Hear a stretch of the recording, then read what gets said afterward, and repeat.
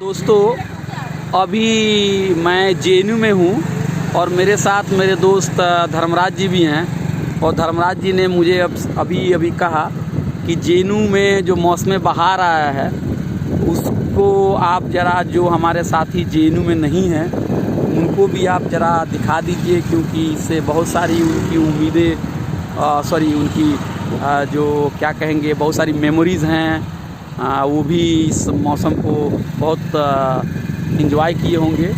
तो एक बार आप देख लीजिए। धर्मराज जी, आप भी कुछ कहना चाहेंगे? इसमें कहना चाहूँगा, मौसम का आनंद लीजिए और क्या करें। अच्छा, तो जेएनयू में एक तरफ मौसम बहार है और दूसरी तरफ लोगों को घुसने भी नहीं दिया जा रहा है और ज़ोर ज़बरदस्ती भी प्रशासन का चल रहा है, लेकिन किसी तरह से हम लोग अंदर आ ही गए हैं। जी धर्मराज जी। देखिए, जेएनयू में तमाम बात, जेएनयू के पास लेने को फूल ही फूल है। मैंने सोचा क्यों नहीं पूरे देश को दिखाया जाए। ठीक है, अब आप लोग अब देखते रहिए आप।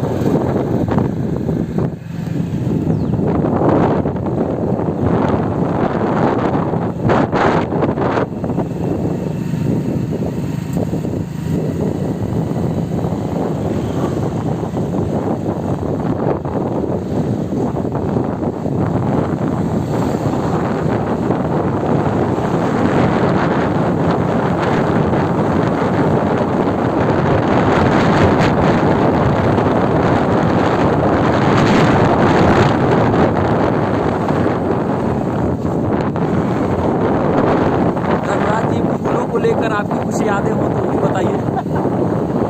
जी, कुछ कहिए कुछ।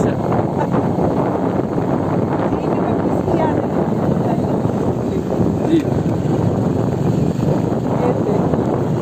लेकिन फूलों को प्रशासन डंडे के जोर से उसे कुचल भी रहा है ना।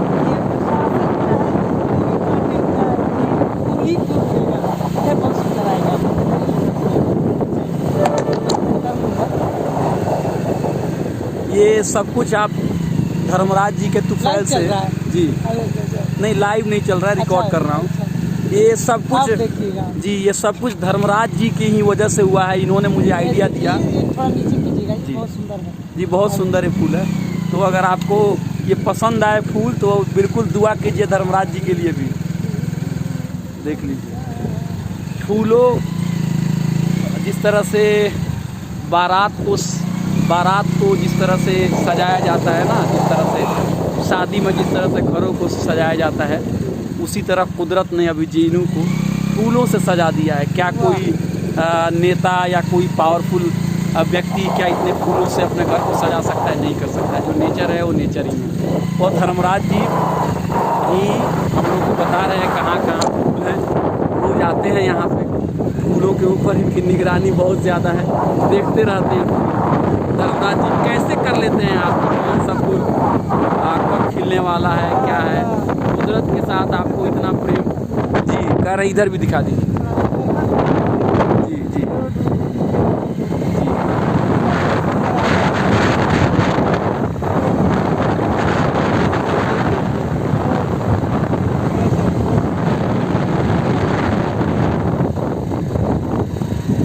देखिए पहाड़ों के बीच में, पहाड़ पर बसा हुआ जेएनयू अरावली रेंज के अंदर में।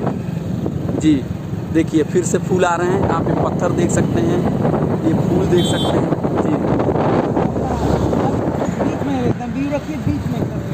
जी देखिए, अब यहाँ से कह रहे हैं धर्मराज जी, कैमरा को भी गाइड कर रहे हैं, कह रहे हैं इसको बीच में रख के दिखाइए। देखिए धर्मराज जी, आपको कैमरे की बहुत अच्छी समझ है। जी ये देखिए,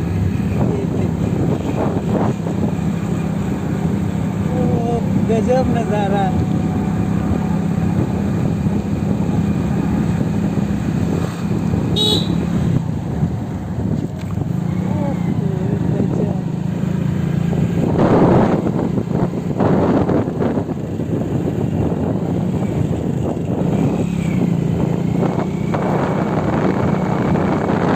जवाहरलाल नेहरू यूनिवर्सिटी, जो कि सोशल जस्टिस के मूल्यों पे बना हुआ है, लेकिन पहले के लोगों ने भी इस मूल्य पूरी तरह से खड़े नहीं होते हैं।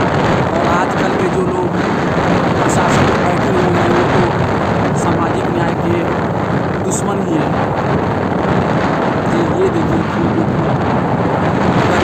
देश का पिछड़ा ऐसे लोगों को जेल में पढ़ने के लिए इसके जो फाउंडिंग फादर्स है उन्होंने सोचा था, लेकिन तरह तरह से इसको शिक्षा को लोगों से वंचित किया जाए ताकि लोग पढ़ लिख ना सकें। यही सब शासन की मंशा है। लाइब्रेरी भी बहुत मुश्किल के बाद हुई है। और जा सकते हैं, आप सिनेमा हॉल में जा सकते हैं, आप मीडिया कर सकते हैं, लेकिन लाइब्रेरी में पढ़ने के लिए बना दिया पिछले साल सितंबर में अयोध्या में पूजन हुआ था, उसको लेकर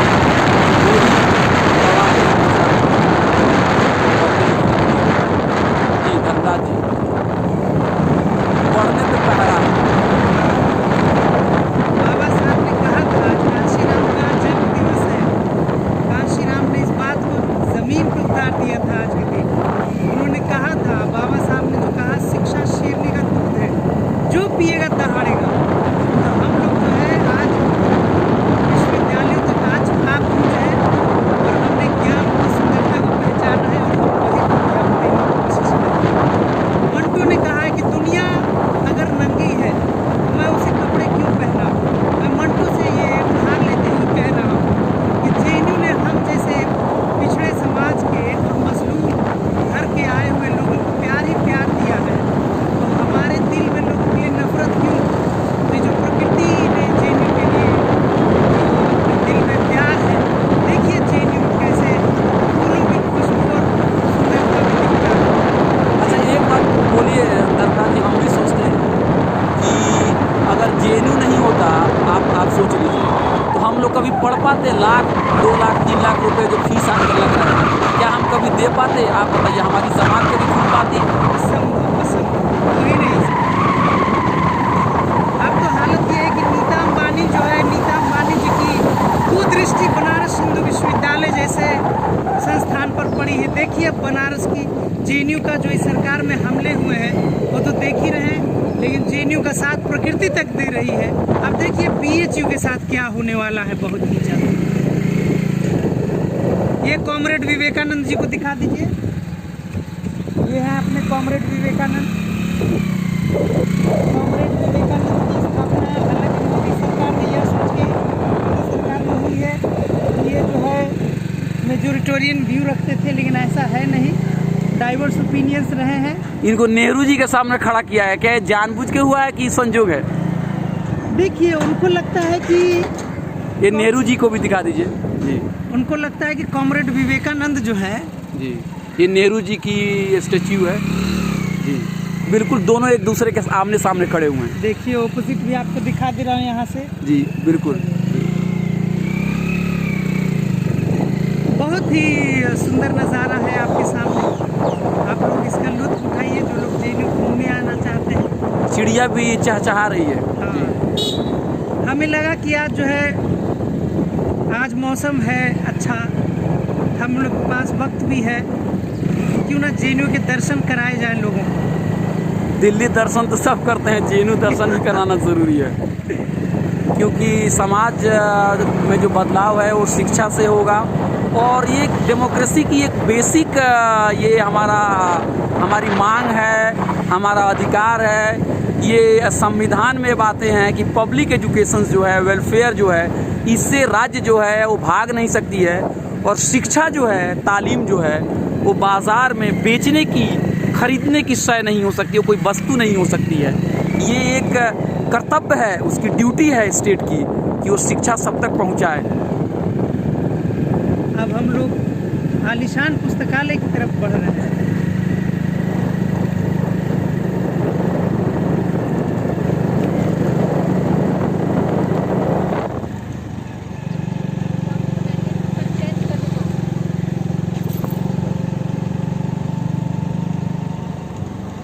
ये जेएनयू की लाइब्रेरी कितनी तल्ली है? 9 या 10? 9 देख लीजिए। और ये बस स्टैंड है, तो बस आप लोगों को ये पसंद आया होगा ये वीडियो, हमें उम्मीद करते हैं। Thank you very much.